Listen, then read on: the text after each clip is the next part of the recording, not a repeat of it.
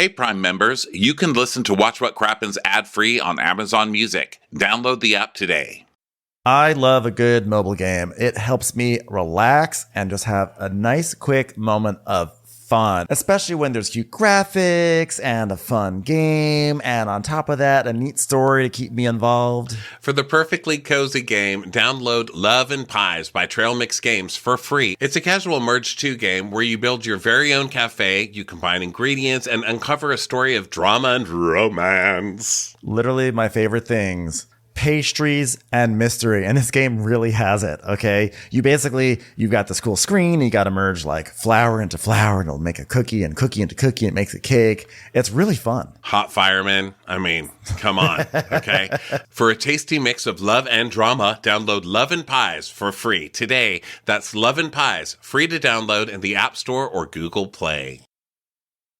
Your kids go to bed at 8. You don't have to. Stir is the app designed for parents who just happen to be single. Download Stir or tell your single friends to try it out. This new dating app, Stir, is built specifically for single parents. And we know there are a unique set of challenges to being a single parent, from childcare responsibilities to financial strains to finding the time for date night. We get it all. I mean, you have to find a partner who understands the emotional and parental responsibilities of being a single parent.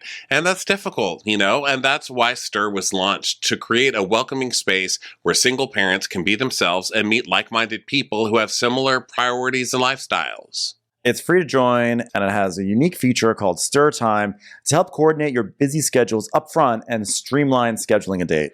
So go out there. You don't have to not have a dating life just because you have kids. Get out there and have some fun with Stir. Yeah, download Stir and tell all your single friends to try it out. Watch what crappens. Watch what crappens. Who cares what happens when there's so much that crappens? Crappens. Crappens. Crappens. Watch what crappens. Watch what crappens. Who cares what happens when there's so much that crappens? Watch what crappens. Watch what crappens. Who cares what happens when there's so much that crappens?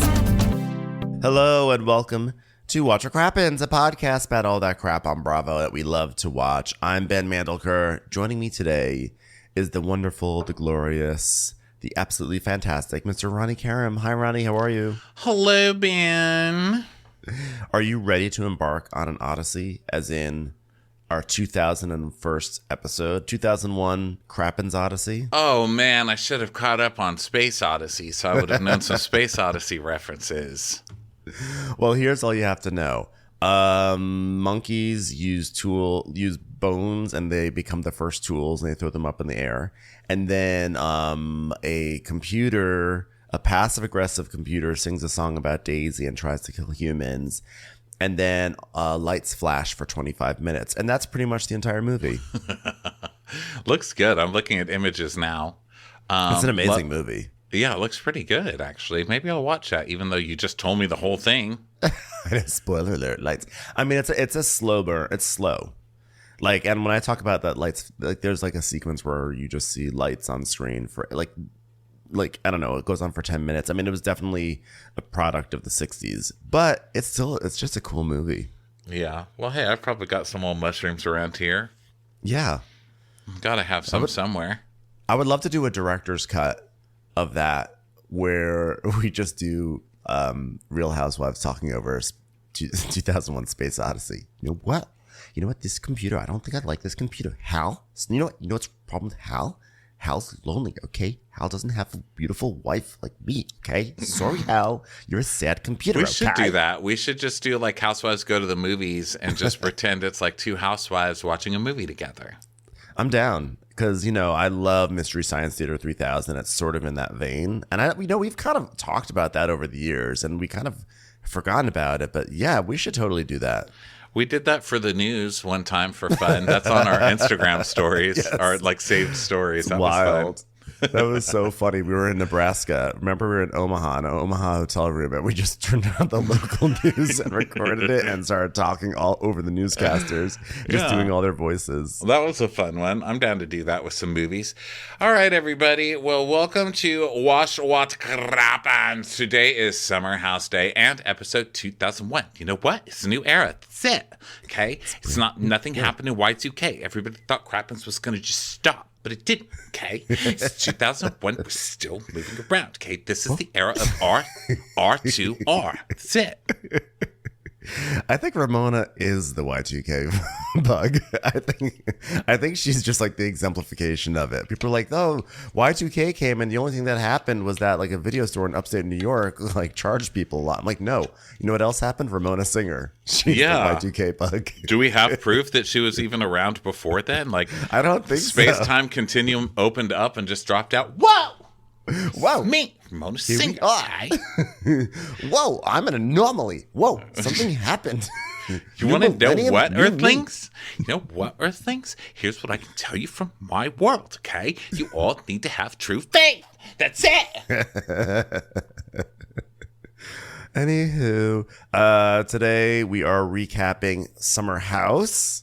Good old Summer House. Good old classic Bravo TV show. And before we dive into it, let's give you a little update on the schedule. Next week, we're going to Denver, Colorado, and then we're going to Salt Lake City. In Denver, we're going to recap Vanderpump Rules. In Salt Lake City, we're going to recap the premiere of Real Housewives Ultimate Girls Trip. So that is going to be a trip, especially since some people from Salt Lake City are on that show. And then afterwards, we're going to, the following week, we're going to Seattle and to San Francisco. And then in April, we've got only two shows in April, Toronto and Philadelphia. Toronto is pretty much sold out. I think there's like literally 5 tickets left. Like we actually had to release some of our comps so that way we could sell more tickets for people. So that way people could come. So it's really down to those numbers. So if you're interested in Toronto, definitely go get your tickets. And, I think that's all. We're on Patreon. Crap is on demand this week. We're going to do New Jersey and Vanderpump Rules. Is there anything else left we have to talk about, Ronnie, about that stuff? No, I think that's it. Yeah, thanks to everybody who's been coming out. We've been having a great, great time meeting you, doing these live shows. So fun. We've had so much fun. So thank you, and keep on a coming, people. Keep it on a coming, people. Yeah, amazing audiences last week. Thanks to everyone who came to our shows. And come, because I could be dead soon, because I found out I have very high blood pressure. So I'm on Amazon right now looking at blood pressure things. Okay. It's okay if it's cheap. I'm going to get a cheap one. You can cheap out on blood pressure monitors, right? Add to cart. Oh, it comes today. Oh, it's a day of delivery. That's so exciting. What if I get it today and then I could do my blood pressure every 5 minutes? Blood pressure is fun to do. Wrap that thing around your arm. I have a raincoat that's supposed to be arriving because it's starting to rain I'm about in to LA. die. So how about you not talk about your raincoat? I'm like literally on the verge of having a stroke. And you're like, oh, my raincoat's coming.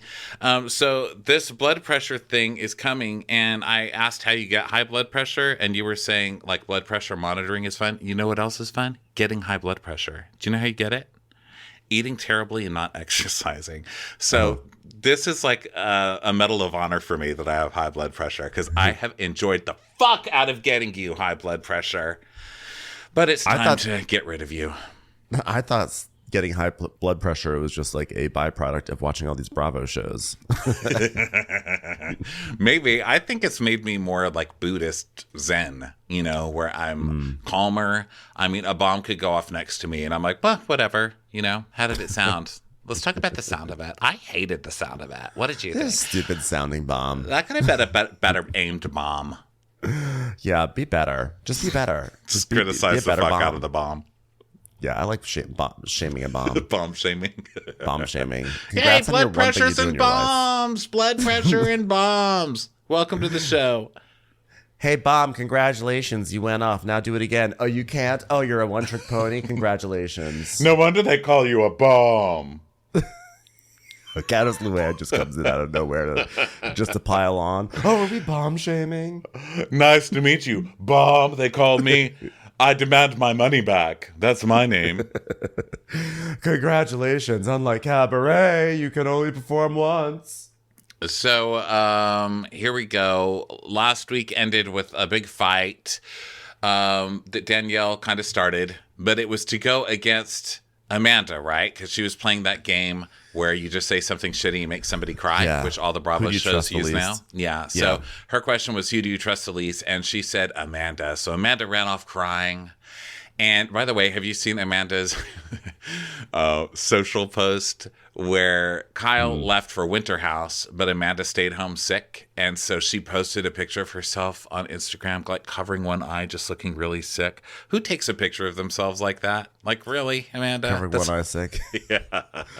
Like taking a selfie of herself while covering one eye and going, oh. Like you can hear the picture. With Winter House, by the way, we haven't talked about this, but Winter House is in Colorado this year. And the rumors are that like Riley from Below Deck is on Winter House, which I think is such crazy but hilarious and amazing casting. And that the Toms were supposed to be on it, but they're a little indisposed at the moment. Yeah, they're busy. They're busy losing restaurants and stuff right now. But they just announced that they hired another Below Deck guy who is hot AF. Really? Okay. Yes, he's so beautiful, and he's going to be, I guess, on the next season of Below Deck something or other. But he's shooting Winter House. So is it a Below Deck season? I don't know.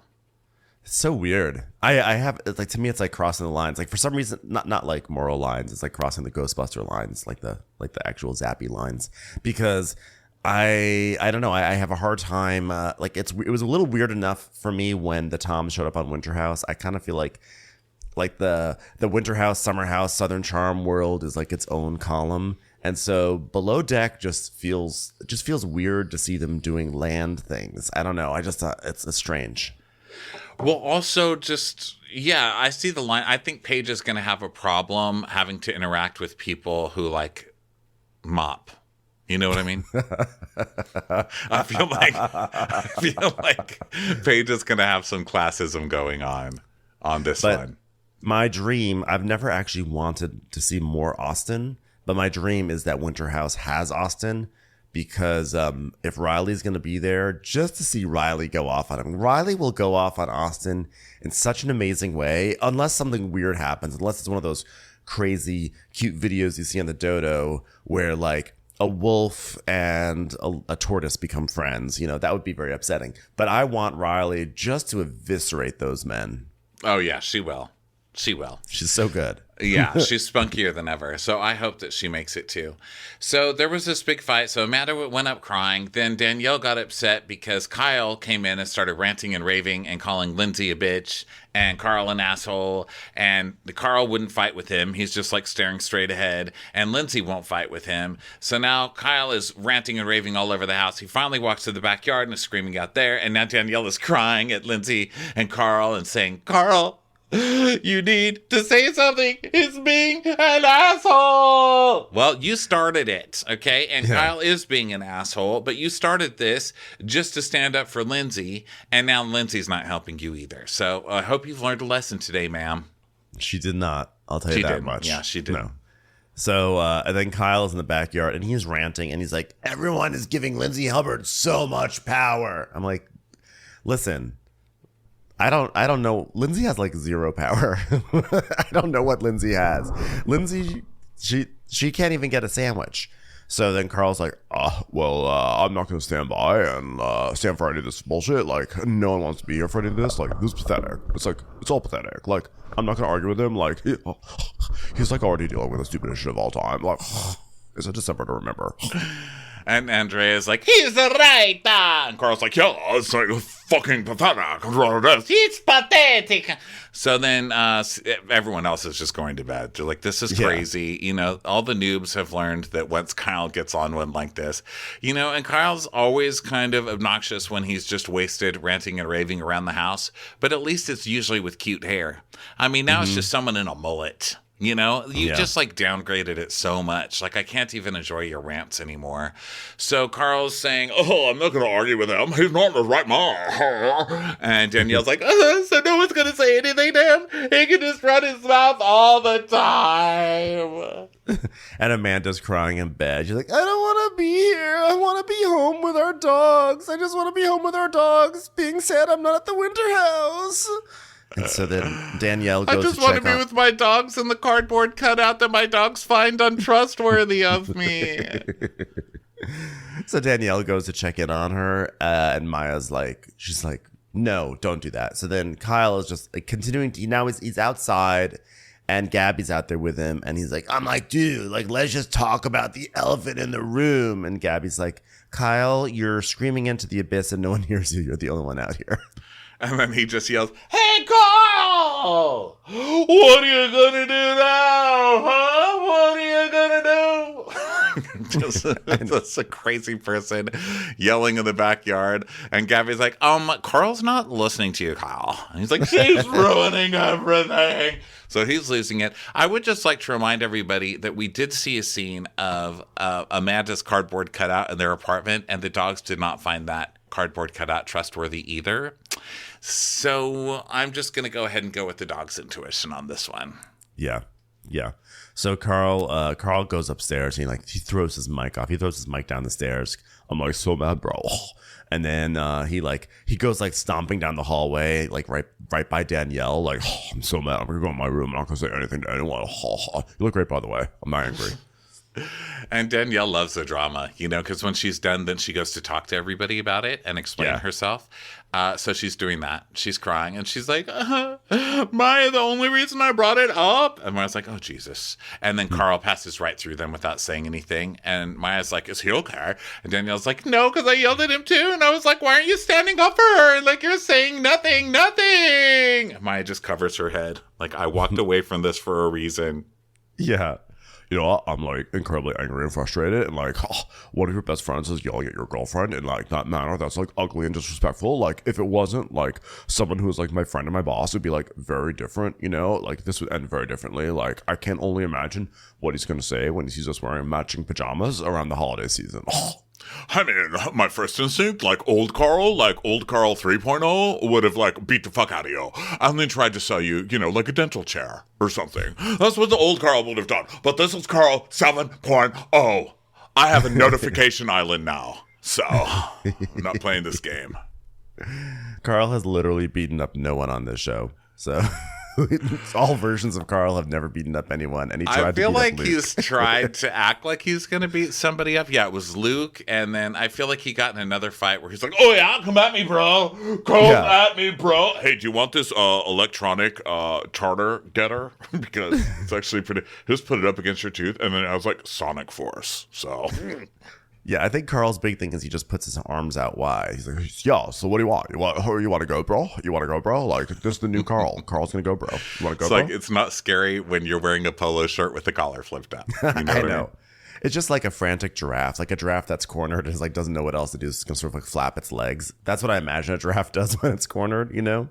So, speaking of cornered giraffes, Lindsay is talking to Sam and Chris because no one else will talk to Lindsay. And so they're all gone. So now Lindsay's ranting and raving to them. Like, oh, so I'm the bad guy and everything's my fault. I'm the one that was hurt. I sent a text to Amanda and nothing was done and then now it's my fault. I'm like, oh my God. Why don't you say this when everybody's there instead of waiting until everybody leaves? Yeah, and then she's like, obviously, if she cared, like, she would have said, hey, I haven't seen you since you sent me that text. Let's go talk. And, like, that never happened. So I just... But wasn't the point that Amanda texted her and she didn't text back? So what she's supposed to be like, hey, I haven't seen you since I sent you that text and you completely ignored me. Want to talk? No, Lindsay. Yeah. It's in your it's like court. that mentality. Yeah, like, oh, no, you have to go above and beyond when I was being cold to you. Right. So, Sierra's talking to Amanda in bed. She's like, Lindsay's pissed and trying to say that you're a bully. And Amanda's like, I'm a bully. All right, that's beautiful. Just sobbing away. Me! Amanda's still just sobbing up there. She's like, hold on, I'm going to take a selfie like this so people believe that I was crying. So Lindsay's like, I said it very clear after all these years, like, you don't want to be friends with me, like, and like, it's very clear to me you don't want to be friends with me. And Sam is like, she literally feels the exact same way as you do. And it's funny because it reminds me of when I was like this like very young girl. And I don't talk shit about her. I don't talk shit about her. You just said you trust her the least in front of the whole house, Lindsay. Yeah, literally just said that. And Lindsay starts doing her thing, which is where she throws her arms out and then she sort of does like a light chest bump to the air. You know, she's like, like, you tell me what's clear. You tell me what's clear. And yeah, she puts periods in the middle of every word. It's like, she talk shit about me. How is that clear to her? I don't speak shit about her. You tell me what's clear. And Carl's like, good luck to Carl. They're a package deal of chaos. I'm like, you're literally stomping around the backyard. And like late at night, you're like a troll who goes through the kitchen and eats everything in sight. Yeah. So then Danielle is now talking to Chris and she's like, is Carl up there? Did you see him just sit there while his woman got beat to death by Kyle?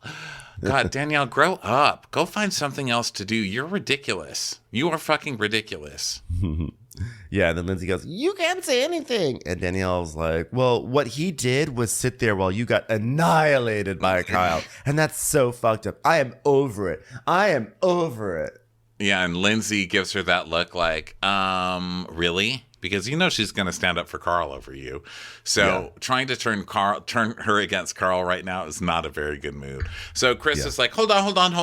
Now listen, I'm not saying get into a fight or something. And Andrea's like, he's not in the frame of mind to talk. I go give him hook and make him fountain. I make fountain, give him finger hook. Right in his bunghole. I give him fountain. Fountain, come out.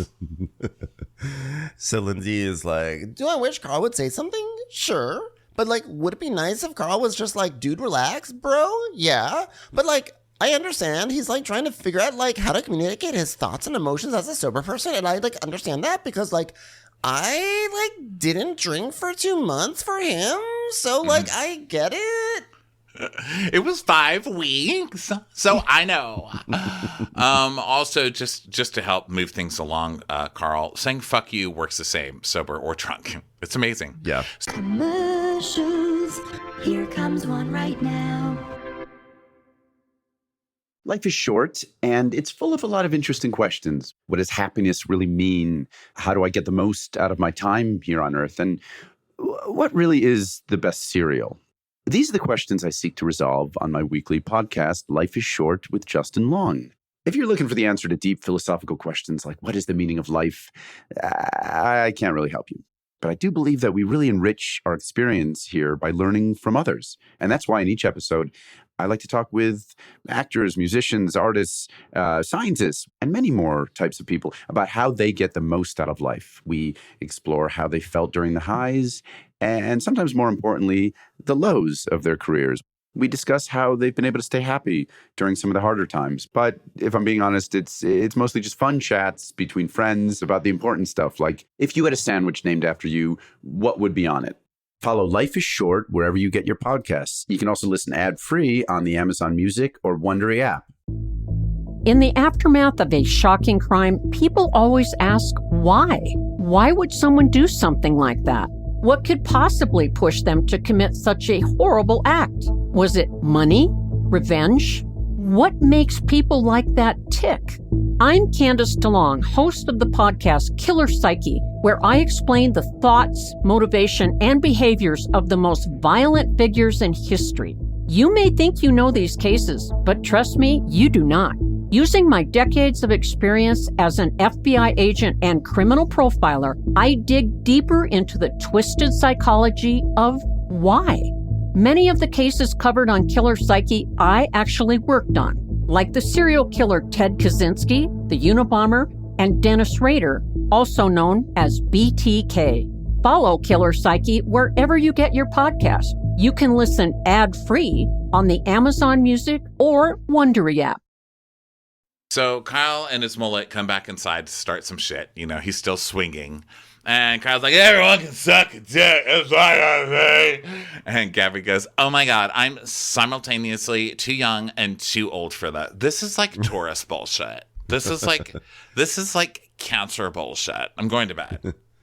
So then Kyle goes up to Amanda's room where she's still sobbing, and then Sam joins, and she sidles up to her and she's like, it's a lot. Like, I'm here to lay by you. You know, when I was studying ballet when I was 18, I would have very emotional moments, and it was just such a terrible thing. And then when I was 19, I would just, you know, the emotions just would build up and build up. And is anyone listening to me still? You guys all left the room, didn't you? Yeah, they're all gone.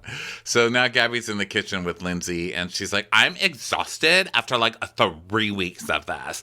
And Lindsay's like, imagine 7 years. I'm tired, bitch. I'm tired.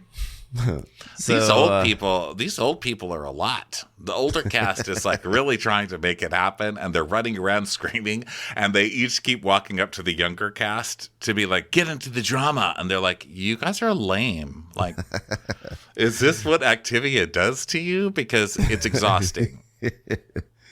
So then, Sierra's talking about, Sierra's telling Amanda like she needs to lay out the facts. And so Amanda shows she's like, this is the last text I sent to Lindsay. And so we see again this text where they're texting back and forth about what Amanda said at the reunion, that, you know, oh, Carl works for us, and like, oh, Lindsay tainted him. So Amanda had texted, I'm sorry that I hurt you and I was feeling frustrated, but I also understand you're his girlfriend, and he's going to and should stand up for you, and the least I can do is say sorry. And then Lindsay never wrote back to that. Right. So no response. So Sam is like, yeah, what he was saying downstairs is that, like, she said you hurt me, and you said, like, well, all I can say is I'm sorry. And Kyle's like, she's a fucking horrible person. It makes me sick. My best friend thinks he's gonna marry her. It makes me sick. And Amanda sobs. No, yeah, Amanda's still like... So, bedtime for Lindsay and Carl. Lindsay's like, babe, you okay, babe? And he's like, babe, I'm sorry I didn't speak up to someone that's been, like, drinking all day and is making no sense and just, like, saying the same crazy shit over and over, babe. She's like, babe, I get it. I'm not upset with you, babe. I'm not upset with you, babe. Well, I know that I'm not upset, babe. Well, I'm not upset either, babe. How far would you walk to be with me? The moon version of Tokyo. Babe. Babe, I'm like not upset at all. Like, I absolutely am not trying to look the other way over fundamental tension in our relationship. I'm not upset at all, babe. So then Kyle and Amanda, the regret begins, because this is Kyle's circle, right? He's like the typical get drunk, rage, and then apologize like a little fucking baby. So he always gets away with it, you know? Mm-hmm. So the regret begins. He's like, oh, I wish I hadn't said what I said the way I said it. And Kyle's like, I didn't even hear what you said, Kyle. Shut up. And he's like, well, I don't regret it. I don't regret it. And Carl, meanwhile, is muttering. He's like, Kyle, like, doesn't want any more from me. Okay, I will literally bury him. Like, I'm over the shit. Like, I will go up to him and I'll be like, bro, you want some of this? And then, like, if he tries to fight me, I'm gonna just, like, put my arms out and be like, bro. And that'll show him. So then Sunday, everybody starts getting up. Andrew adjusts his giant wiener in his underwear, so I like that shot. His little butt cheeks hanging out. And then Kyle and Amanda wake up, and she's like, why did I have to get so upset, Kyle? I just wish I didn't fucking care. I just care so much. Yeah, I mean, the challenging part is I'm not saying mean things. I'm like saying pretty accurate things. Whoa, my elbow almost just got sucked up into your nostril. You're really taking a lot of snot inhales. Yeah, but it's still hurtful, Kyle, when you say mean things. So then Lindsay and Carl are in their bed. She's like, babe. How are you, babe? Babe, I don't want to talk to anybody, babe. I have nothing to babe say. Nothing, babe, to say, babe. Yeah, I don't want to communicate with anyone. Otherwise, I might just, like, take them out. I just might beat them up so hard right now. So I got nothing to say. I mean, unless we're in, like, a ball pit where I could, like, bury them. Because, like, then I'll do it. Hey, babe, you know what I want to do to you? I want to bury you in love. I love you so much, babe. in Afghanistan. That's how far I'm going to walk to bury you one day in love. I would walk to Afghanistan and back just to show how much I love you. So then Amanda is telling Kyle, you have to make a better effort not to let me and Lindsay's relationship get between yours and his. And then Lindsay and Carl are just like, fuck it, I'm out of here. Carl goes, this is dumb and stupid. So Carl is not someone I would call a friend. So bye. Yeah, he's not someone I would ever invite to Barry's boot camp. So good luck with that, Kyle. Good luck like getting into good shape without Barry. Maybe I can call Kyle and invite him to buried boot camp. Okay, because that's what he's about to be. Yeah, I'm gonna bury him under like the ability to do like 50 step ups in a minute. Yeah, Barry's boot camp. BURY''S boot camp. I'm gonna take him to Barry's boot camp. Barry's, I'm gonna be like lay right there, and then I'm gonna like bury him. Yeah, good luck. Good luck. I'm gonna bury you under a stack of 5-pound weights. Oh. So then Maya calls Oliver and she's like, I'm exhausted. Like, I'm trying to wrap my mind around what happened last night. And you know what I told you last year about crowd coming after Lindsay? It was like that situation, but like that situation has nothing on this situation. And he's like, Oliver's like, great. Yeah. Wonderful. Glad you called. Thanks. Yeah, I totally remember that situation when you told me. I totally was not zoning out when you told me about it last year. So then Sam is telling Danielle that, Sam's encouraging Danielle and Amanda to get through their thing. And Danielle says she has no problem talking to Amanda. But first she wants to heat up some pizza rolls for breakfast. And Gabby's like, a breakfast pizza roll and a day beer. And Sam's like, not a day beer, a morning beer. Oh my God, so much personality we have. So Lindsay comes in and she's like, oh my God, are you doing bacon? Oh, what you making? What you making, bacon? Like, it's pizza rolls. And then Andrea actually winds up coming in later. He's like, oh, I thought those were cookies. Has anyone ever seen a pizza roll before? Has anybody out there ever confused a pizza roll with a cookie? Maybe in Italy, cookies just look like tiny pizzas. Yeah. Now's the time to be honest. So Sam's like, hey, Chris, how'd you sleep? And he's like, oh, my back. Oh, God, just get the hook. Get rid of him. How is he even still here? There needs to be like a summer house white van, like a creepy unmarked van, that when the audience is officially over somebody, the van just comes and like Dr. Phil kidnaps their asses and takes them away. Yeah, honestly, bring back Jerez. Like, at least give us Jerez. So, or J-Rez, or Jerez. Jerez was his name. You were right the first time. Jurassic One Park. you away from Juarez, my favorite city. The only city you can get wasted at 12 years old that's close to El Paso. Bless you, Juarez. The only thing that Juarez is missing is you. That's going to be the new slogan for the tourism board. So, that doesn't really make sense. It's just like a misspelled. They just put Juarez misspelled on their travel But literature. it's only for Jared. It's only for Jared's tourism. It's like way specifically targeted. Yeah. They're really deeply targeted Juarez. Like I hope Jared can one day come. The jewelry stores can start getting involved too. Yeah. So Chris is saying last night was bad. He goes, summer in the Hamptons is supposed to be fun. Like, it's almost like there should be like a saying about that. And it's like a getaway from the city and drinks and laughter and having a good time. And we've had like a little bit of that, but not enough. I'm like, well, you're certainly not contributing to the drinks and laughter and having fun, sir. Yeah. And so Andrea comes in and he's like, we made it to a 10:25 before the drama. You're beautiful ladies. By the way, I never even asked you, which kind of guy you like? And Sam's like, yeah, what's your type? And Gabby's like, Andrea, you're my type. Duh. You're welcome. And he goes, oh, and then he actually farts, which was weird that it was not acknowledged because I rewound it 3 times. I'm like, someone farted when he said that. But he did? But just sort of, yeah, he goes, oh, and then you hear, it's like, are we going to acknowledge that there was a fart? That's so this show. Yeah, so Gabby is just like, you're welcome. And he's like, oh, in Italy, I have lots of friends that you love. So you have to come and I'll find you a husband right away. Oh, little Gabby. So now they're going to have a pool day, and Andrea takes Sierra some tea, and she's like, "Oh, I was just thinking yesterday I wasn't even here for my tea in the morning. Thank you." So then, meanwhile, Carl and Lindsay decide they're gonna get into their Kia Telluride and leave. And so as they're heading out, Sam and Danielle see them, and Sam's like, "Are you guys heading out early?" Carl's like, "Yeah," and Danielle's like, "You leaving?" "Yeah." "Right now?" "Yeah." "Lindsay too?" "Yeah." "Anything else you'd like to say?" "Yeah." "What is it?" "Yeah." Yeah. Just a lot of complicated things, like. But at the end of the day, I'm like 37 years old, and I don't need to yell and scream to get my point across. And being the mature person that I am, I'm just gonna run away from the situation. Yeah, I've run now, so. So then they show Amanda, and it says, Amanda, ding, and Danielle, ding, which was weird. So Amanda's like, I saw you moving a little bit. And they go into the bathroom and start hugging, I'm assuming.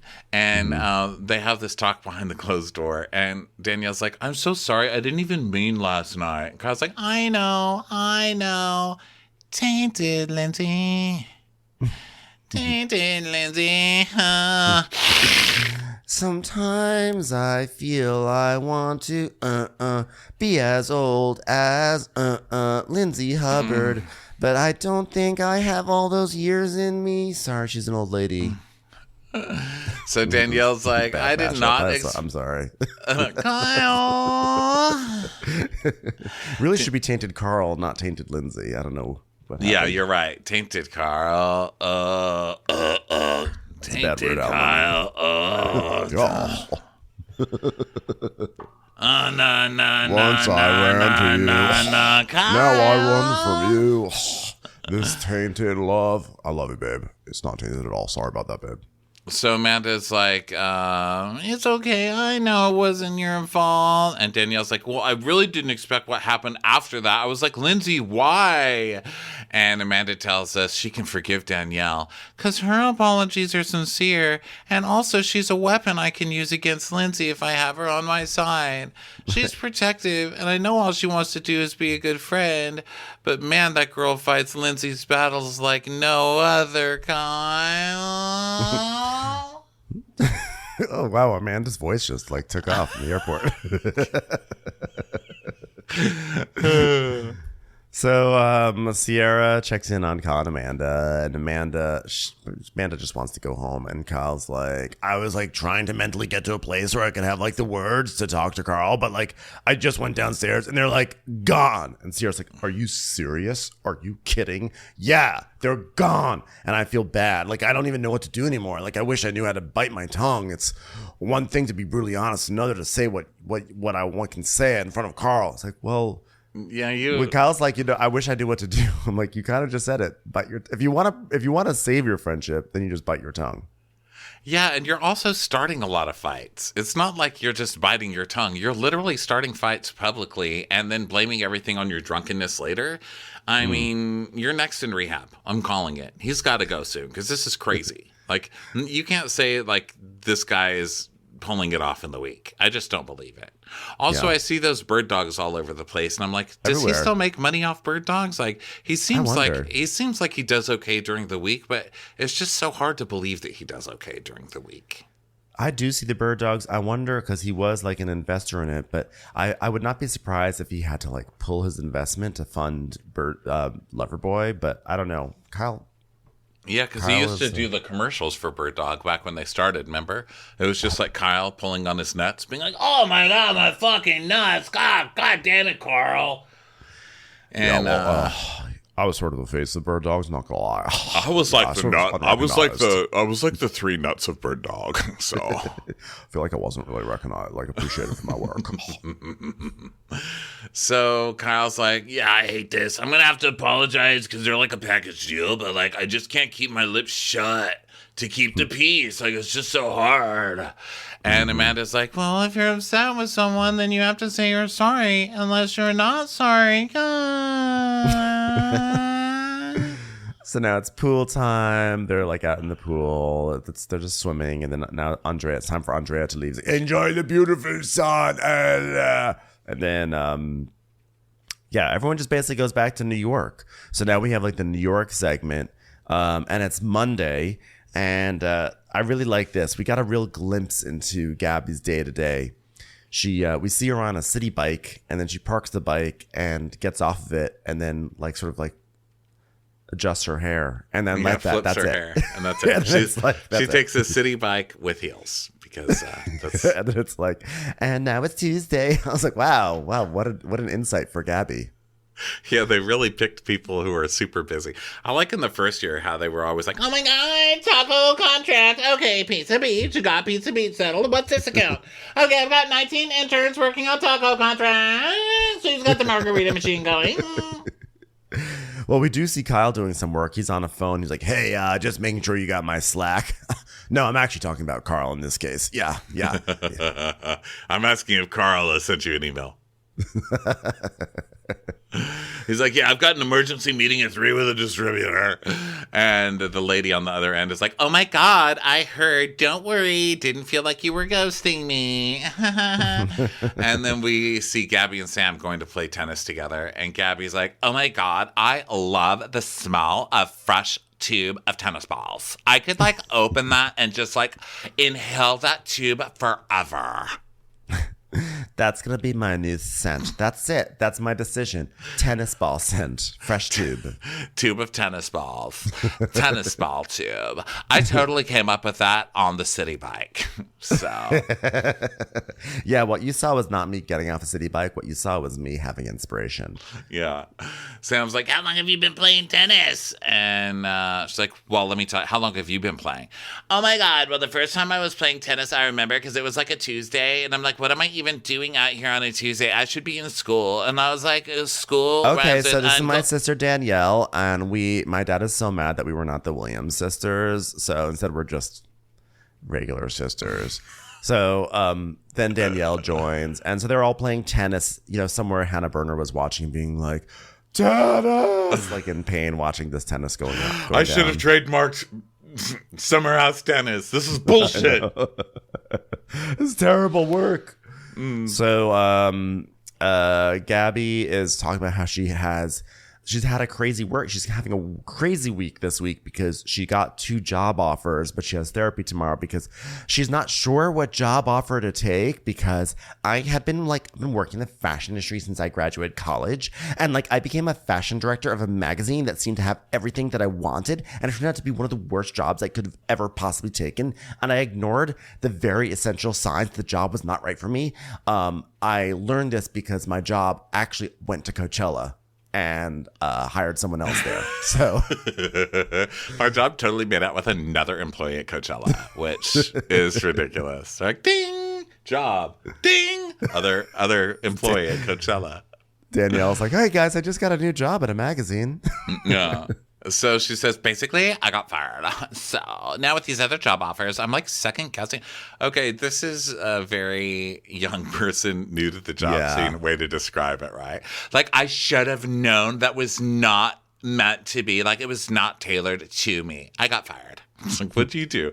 Why are you blaming the job like it hurt you emotionally? And I like when she said, I've worked in the fashion industry. And then it shows her in a picture. It shows a picture of her, rather, with 2 friends. And she's in ripped, light blue jeans and a tied crop top. And then she's with girls who are wearing see-through raincoats. And one has cut-off shorts and one is in spandex pants. I was like, oh, to be a poor fashionista again. I miss that. It's like, you guys, I'm cutting my shorts. It's time to party. I'm an influencer. I just love. Well, first of all, I mean, her intuition does seem like it might be a little wonky given that boyfriend and etc. But also, by the way, another issue with her intuition is her that her ideal man is a male model. That's a bad intuition to have. But I mean, I get it, but it's a bad intuition. But also, though, that being said, this whole thing of I'm second guessing myself because I'm not sure about my intuition. I'm not sure if this will be a good job for me. I'm like, well, you're unemployed, so take a job, and if it's not a good job, leave. Find a new job. That's kind of how working works, right? I mean, I guess.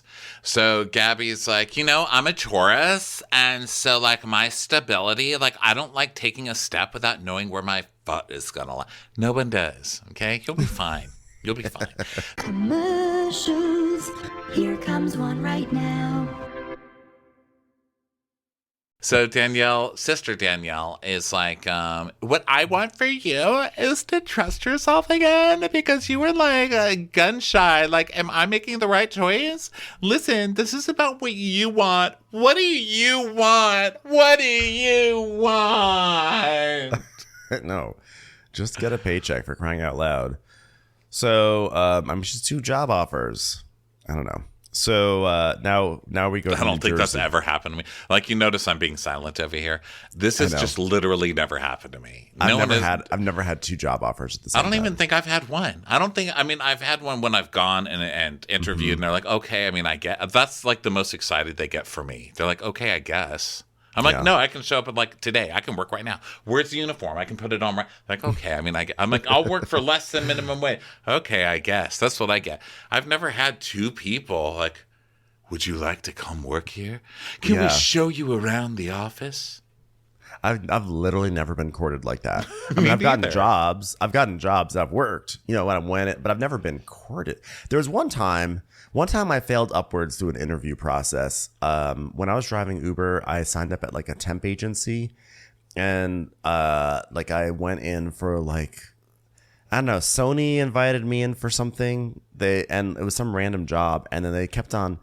I was so not meant for that role, but they were fascinated by the fact that I was an intern for Conan back in 1998, and they just kept on inviting me back for higher and higher interviews. And I literally, I could have had this crazy job at Sony, but I didn't want to do it because it was going to mess up with this podcast, and it was also like going to be a terrible job. And it was just one of those things where it was like, I'm not qualified for this at all, but like it was just sort of one of those crazy things where like they just liked one random thing on my resume, and they were just like, they just kept on asking. They're like, so what was Conan like? What was Conan like? And it just would get me to the next level of the interview. Oh, I like that. It was. I think is it's that why you still talk about Conan? Are you just trying to get? Are you trying to get poached? Yeah, you're trying to get poached from Watch It Crap, and the smartless guys are going to be like, hey, so man, what's Conan like? Will Arnett's calling my you. Internship from 25 years ago. Gosh, but like. No, it just to me was funny because it was like I showed no interest in this job, but like that, like failing through a process can really happen, Yeah. It was exciting to fail through something. Yeah, I like it. And now failing through things I've done. A lot of failing through things. Like if that was a sport, I would have a medal in that one. But yeah, getting job offers, no one courts me. Yeah. They're just like, he's not leaving. Okay. Well, he seems to have taken those tables, so I guess we'll let him work here. Like, what are you going to do? He literally won't leave. What's easier, letting him sell our food or calling the police like every day that he's still here? Well, you never know, Ronnie. There could be a great job offer for you around the corner. Fingers crossed. Okay, everybody. Just kidding. Could you imagine? I'm like, Ben, sorry. Really good restaurant's called. Bye.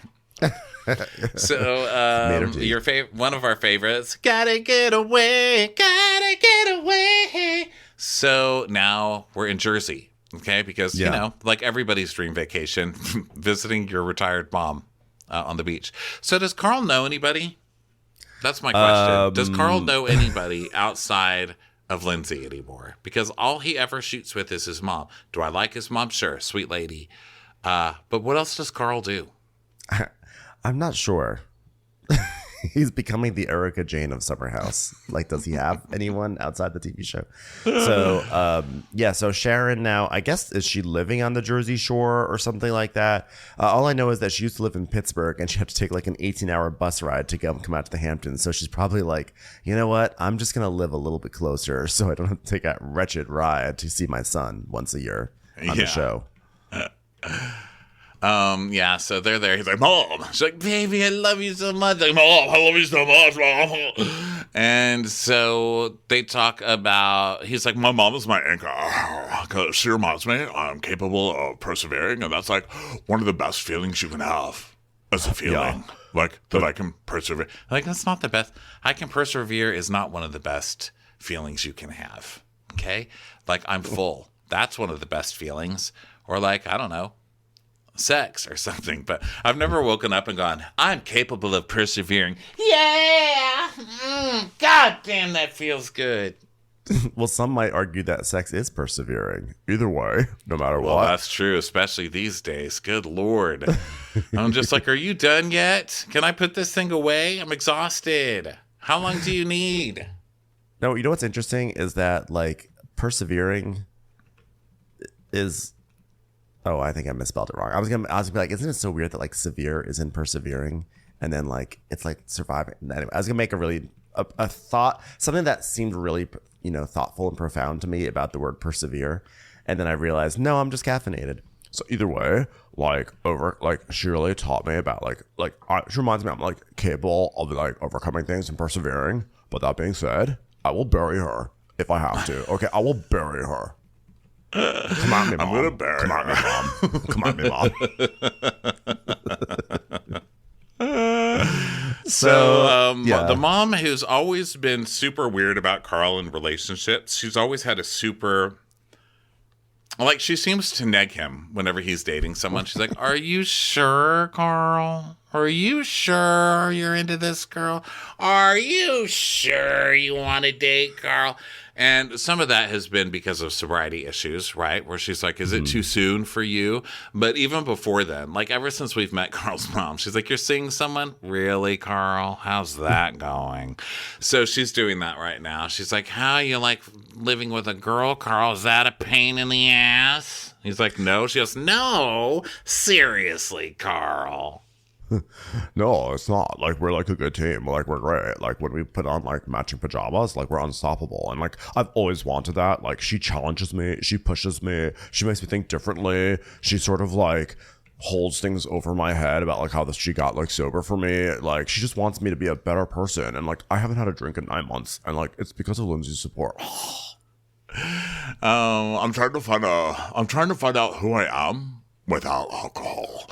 And, You know what's funny about Carl, or interesting about Carl, I should say, is I've always noticed he has like this like best little boy in the world side of him. Like when he's around his mom, he's always like, yeah, you're the best mom. Like, yeah, just anything for you, mom. Yeah, you're a classy lady. And he has this like side where he's just like sweet little boy Carl. And then he has this whole fuckboy ridiculous side. And like now that he's with Lindsay, that best little boy side that we would see him coming out with his mom is really all over Lindsay now too. So I wonder if there's some weird like mommy like thing that's happening with Lindsay as well in this situation. Just my pop psychology observation on the fly, off the cuff. Yeah. Yeah. Yeah, I can see that. Right. I think Lindsay his as a mom nurturer to him. his mom doesn't seem like controlling or overbearing No. at all, but Lindsay does. So I'm wondering if it's like now that he's got that type of energy in his life, if he just doesn't know what to do, because it just looks stressful, because a lot of this conflict is Lindsay. It is Lindsay and Kyle and Amanda having conflict that she's dragging over onto Carl. And so I don't know. I don't see that kind of energy with his mom, but maybe it's because he's never had that kind of energy in his life that it's really affecting him, because he looks like he's about to pop. Like when all that stuff is happening and he's staying quiet, he doesn't look like he necessarily wants to yell at them. He also really doesn't want to upset Lindsay. So super interesting watching Carl on this journey. I'm not really sure it's going to end. I have a feeling it's not going to end with Lindsay, and that's going to be a fun season. Wow, that'll be wild. Well, you know what? I'm not good at tough conversations in general, and I don't want to hurt the other person, so I hold back. Yeah. So but you have your best friend go off on your girlfriend, and like it hurts my feelings big time, and like there's a deep anger inside Kyle, and I'm not sure how to handle it beyond burying him. Burying you, bro. I'm gonna bury you. And so then they talk about his brother and how his brother basically saved his life because Carl really had to take a good look at himself to make a change. And so he cries with his mom, and it's sweet. So then we go to Sam and Chris and Gabby driving back to the house. And Gabby's like, I have to say, I'm happy because I got my hair done and Davina and I are really in a good place. And then it says under Davina, Gabby's hairdresser. And we We're have to finally in a assume good place. we have to assume that is a Selling Sunset reference, right? Like we have to assume she named her hair after Davina from Selling Sunset. Yeah. Oh, this is Like- Gabby's hair, not her hairdresser. That's even better. No, That's it's what her it said, hair. her hairdresser. No, well, I think it said her hair. I just like to. No, I'm just like nobody imagining would her name hair. their hair after Davina. Nobody. Like Davina who can't sell anything and who's all insecure and trying to fit in. No. Her hair shows up sort of dressed awkwardly, trying to hang out with the other hair. So, yeah. So there's Gabby is I want to planning be a- curly today, It's like, oh God, Davina, I said no. We're straightening today. but I want to be curly, so I'm gonna just do it because like I'm independent hair. So if I want to be curly, I can be curly. Ugh. Yeah, that really hurt me. So Gabby is planning a Studio 54st party. We have like glimmers of the first real party of the season coming up, and yeah, so she's excited. She loves Studio 54 and disco and things like that. So then they arrive. Danielle arrives at the house, and Paige is just there by herself, which I think is funny. I'm like wondering, how did Paige get to the house? She's just like there alone, like, huh? Well, I guess I'll be here. Only fashionista here. I'm just arriving at home alone. Just me. Just Paige. Well, I guess she just- was probably at home all week because of her parents, so she probably just came that way. But yeah, watching Paige just walk around the house by herself. I wonder how much they paid for this. I think that's what it was. Or she's just doing she's practicing for her next Access Hollywood gig. Hi, I'm Paige DeSorbo, and I'm here to give you all the fashion tips and trends. Follow me. Are you a From the size top. 2? I'm so sorry if you are. Don't worry, that's easy to fix. Anywho. She's just holding a vase as her microphone. So Danielle comes and Paige is alone, and Paige is like, oh my God, hi, I'm all by myself. Danielle's like, at least you have your Louis Vuitton. Ha ha ha. She's like, oh yes, I guess I do. So you can leave then. So, well, now we actually have 2 knockoffs, my Louis Vuitton and you. So, welcome. So Paige is Sorry, like, I'm so coming how in was hot last today. weekend? And Danielle's like, and she pours this huge glass of wine. She's like, we had a slumber party and then we played games and it ended so dramatically and because I unintentionally hurt Amanda's feelings and then Lindsay sort of piggybacked on Amanda's stuff and then I was like, oh no. And then Kyle was like, fuck Lindsay. And then Carl left. Paige is like, damn it. Would have liked to have seen that. So she's like, have they not spoken?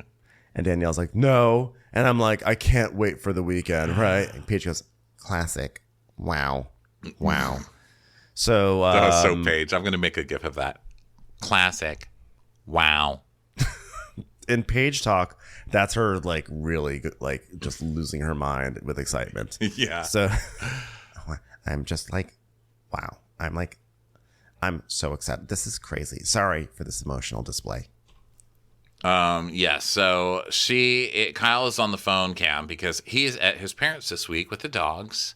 And he's like, hey, it's us. We're on the phone cam right now. Hey, Amanda, show them what it looks like when you cry. She's like, ah. All right, we're going to save that one kiss. You need it later.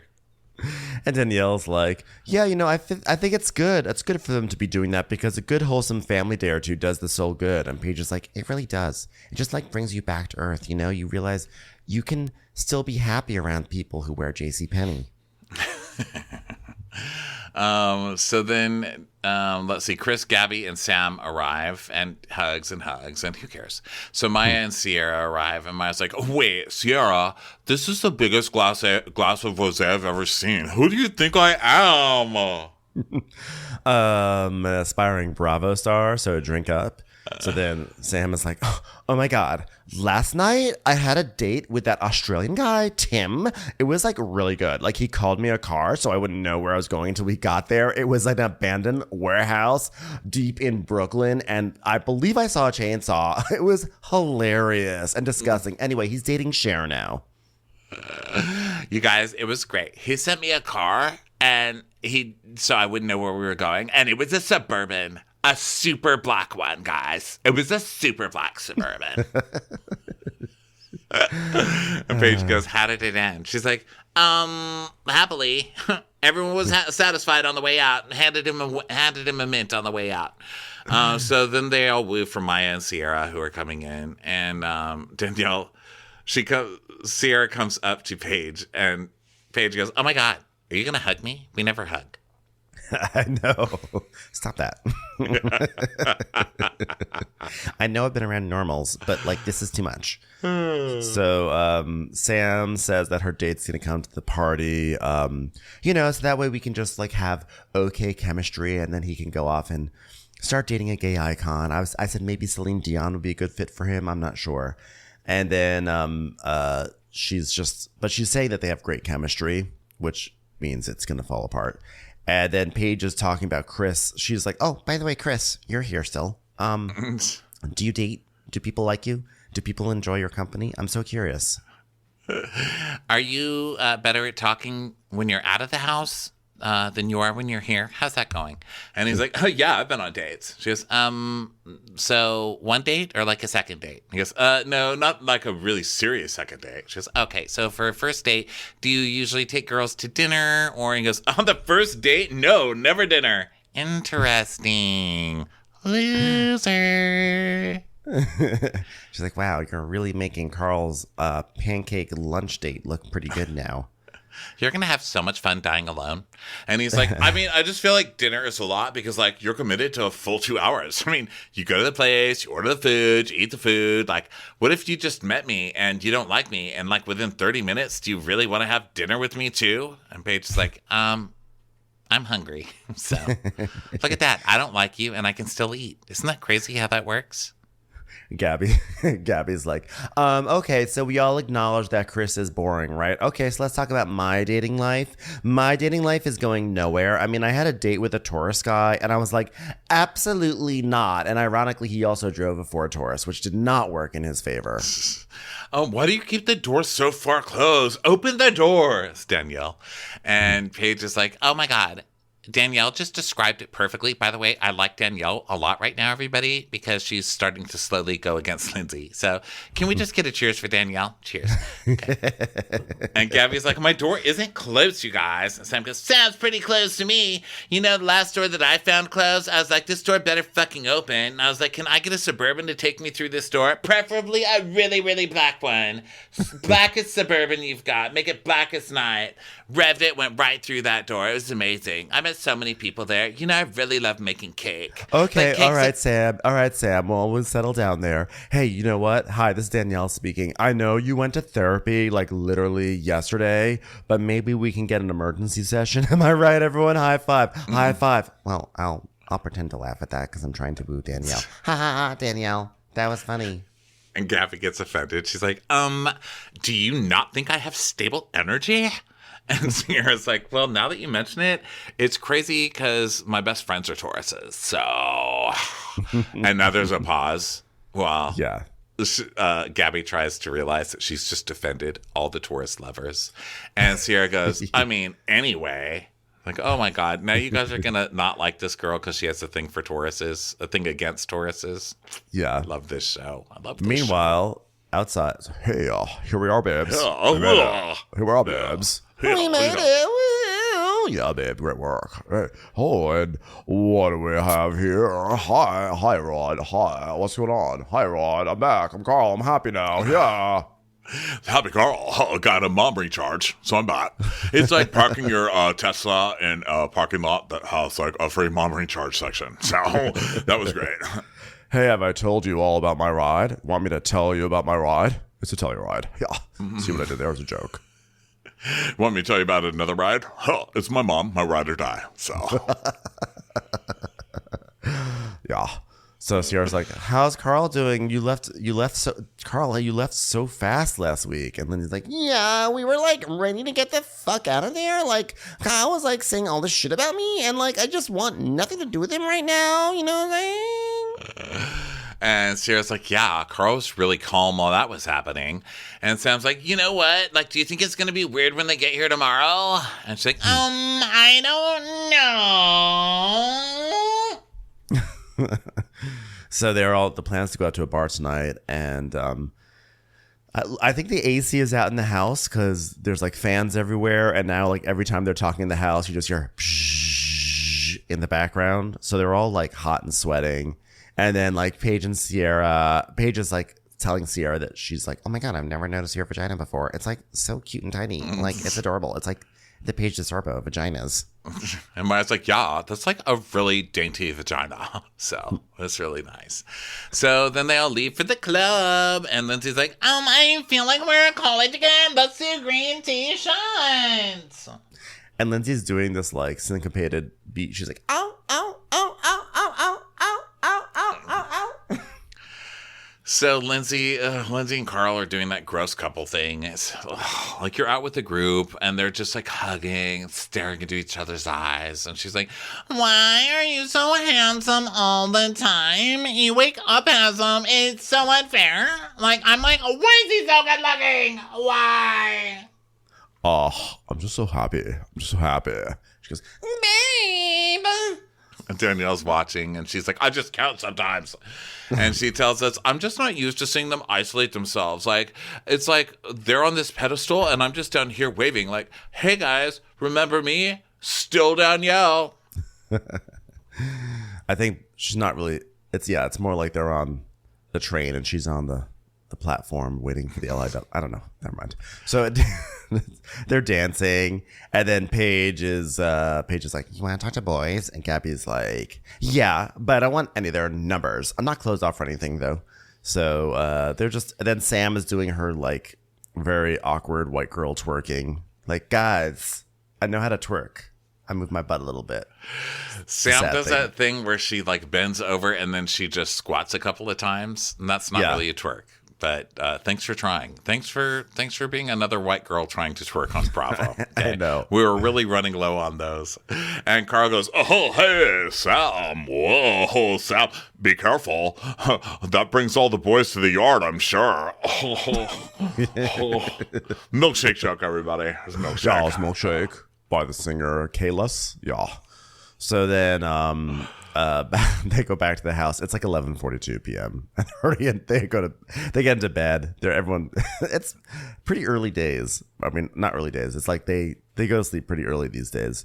So Gabby is saying, I have to say that being in this house and having perspective from people that don't know me well, it's like really making me re-examine the way people see me. And that's like very interesting to me. I love how people see me as someone who has a very closed door to guys, when I feel like I'm very, very open to all these men who I will not talk to or get numbers from.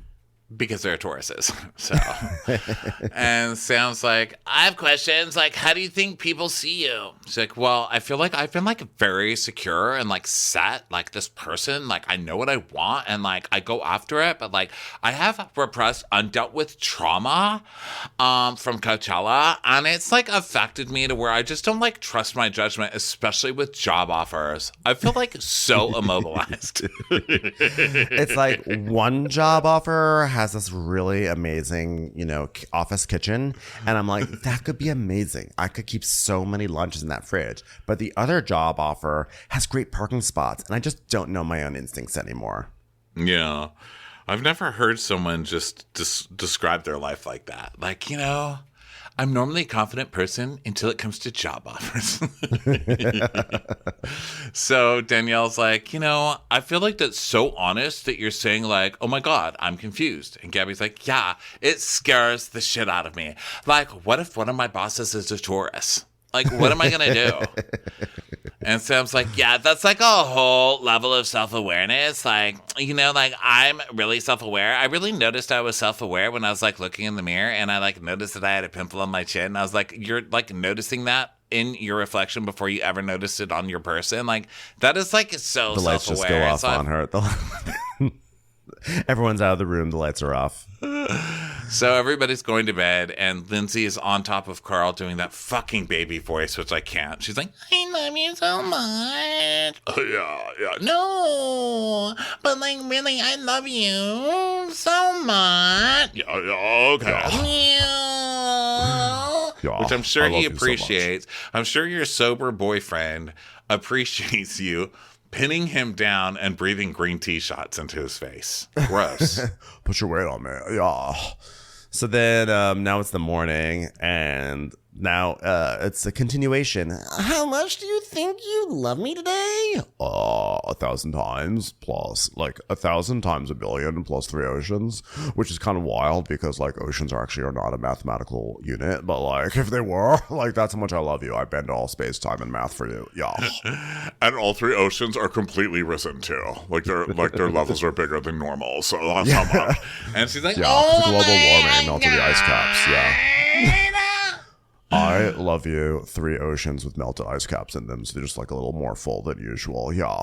You want to go to buried boot camp? So they do, and then Gabby's like, so how do I like outsource decorating this party?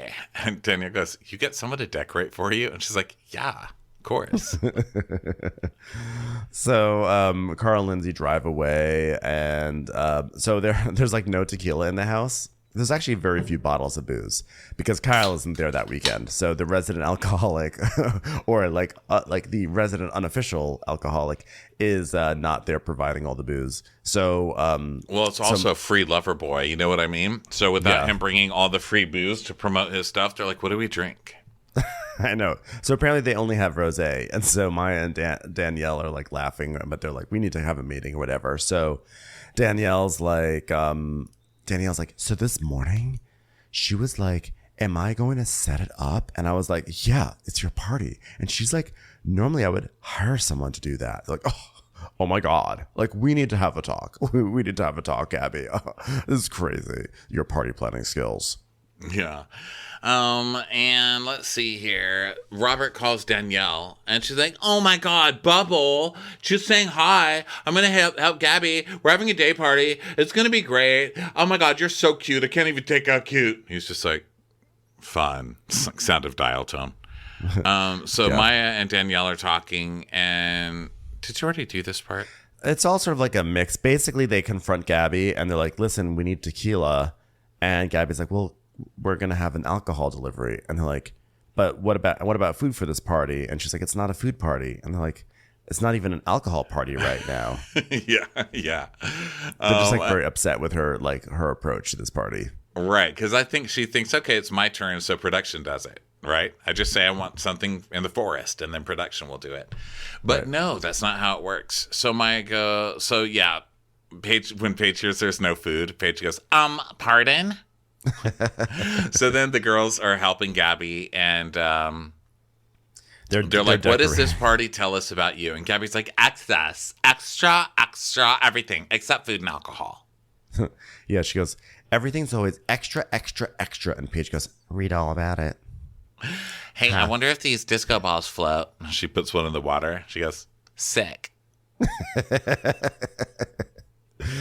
So now Maya and Sierra are talking. And Maya's like saying Maya doesn't like how things just aren't like put together and organized.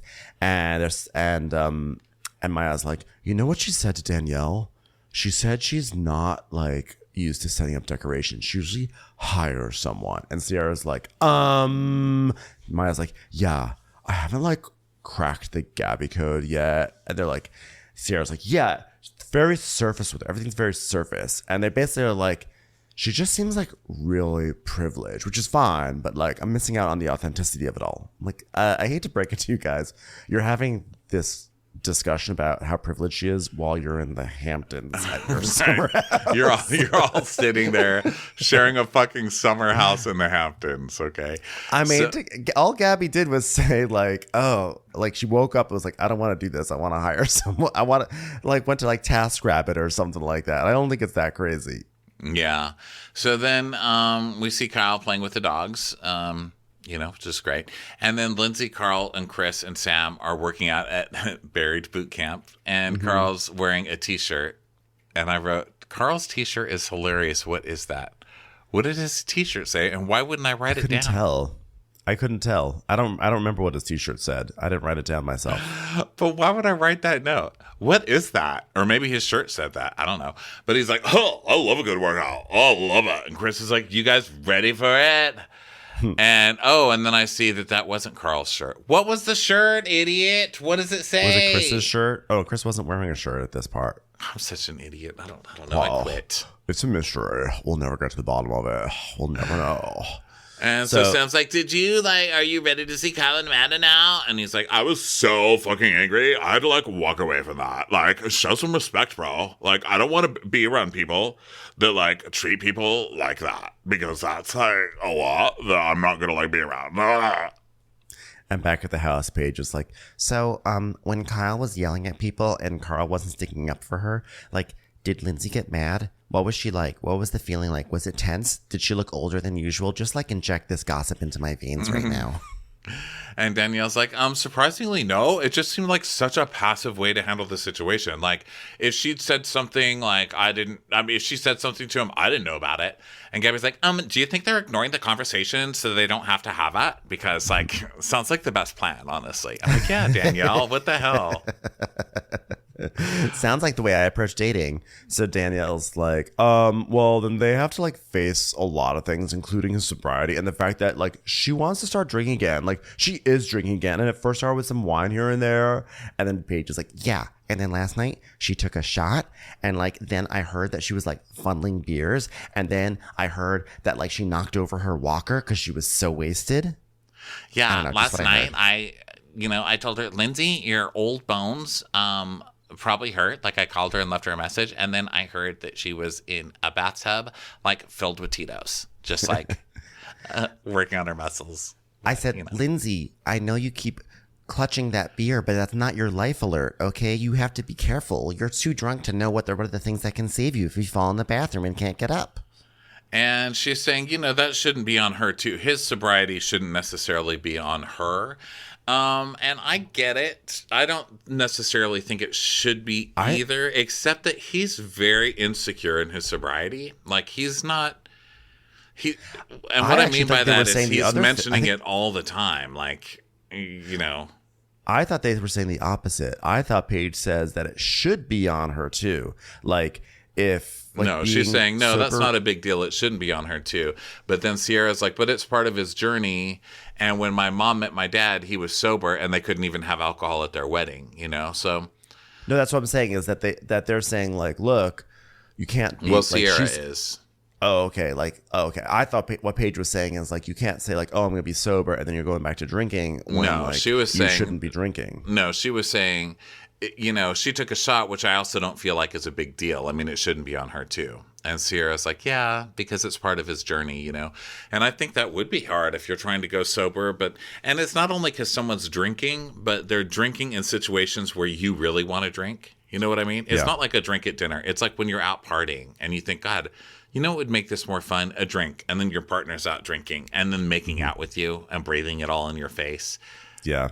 That I wouldn't be able to do it. Like, I couldn't date somebody right now who loved peanut M&Ms and wanted to kiss me because I'm trying to not eat peanut M&Ms. Yeah. I actually think you're right that the booze, the smell of booze on the breath is probably hard. So, or peanut M&Ms. And so Sierra's, then they start talking about like that. Does anyone, they are basically asking, like, do you guys think that they're going too fast? And Sierra's like, she's like, the fact that they're already in this serious relationship is a lot. And Danielle is like, 1,000%. They already got a car together, a Kia Telluride. I mean, that's a lot. And she's already like, oh, this is the kind of ring I like, which also is a Kia Telluride. I don't even understand how that works. And then like, to think that they would get like engaged right now, that would be crazy. Yeah, I mean, it's like a fairy tale, and they're living in this insanely expensive Kia Telluride. I mean, it feels fragile. It feels fragile. Not the car. The car is great. Just their relationship. Car's dependable. The Kia will last longer than their relationship.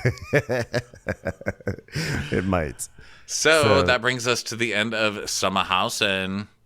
Thanks, everyone, for being here. Appreciate you greatly. And, go get tickets to see us next week in Denver and Salt Lake City. And we'll catch you on the next episode.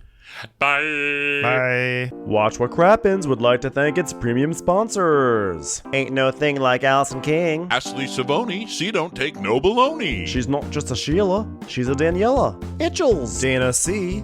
Dana Do. Aaron McNicholas, she don't miss no trickolas. Hava Nagila Weber. Jamie, she has no last namey. Sipped some scotch with Jessica Trotch. Kristen the Piston Anderson. Can't stop fanning over Tina Manning. She's always supplying, it's Kelly Ryan. Megan Berg. You can't have a burger without the Berg. You're never alone with Lacey Monteleone. Let's give a kisserino to Lisa Lino. There ain't no problem that Sarah Salvia can't solve ya. Christy Wowardy Dowardy. The Bay Area Betches. And our super premium sponsors, the incredible edible Matthews sisters. Somebody get us 10 cc's of Betsy MD. She's not harsh. She's Jill Hirsch. We're taking the gold with Brenda Silva. Erica, 500 Days of Summers. She's the queen bee. It's Sarah Lemke. Undo your fasteners. It's Aaron Kastner. We love him madly. It's Kyle Pod Shadley. Don't get salty with Christine Pepper. Let's go on a bender with Lauren Fender. My favorite Murdo, Karen McMurdo. Nobody holds a candle to Jamie Kendall. Give him hell, Miss Noel. Can't have a meal without the Emily Sides. Let's get real with Caitlin O'Neill. Make it lastner with Aaron Kastner. We want to hang with Liz Lang. Can't have a meal without the Emily Sides. Shannon, out of a cannon, Anthony. Let's take off with Tamla Plain. She ain't no shrinking Violet Couture. We love you guys. Hey Prime members, you can listen to Watch What Crappens ad-free on Amazon Music. Download the Amazon Music app today.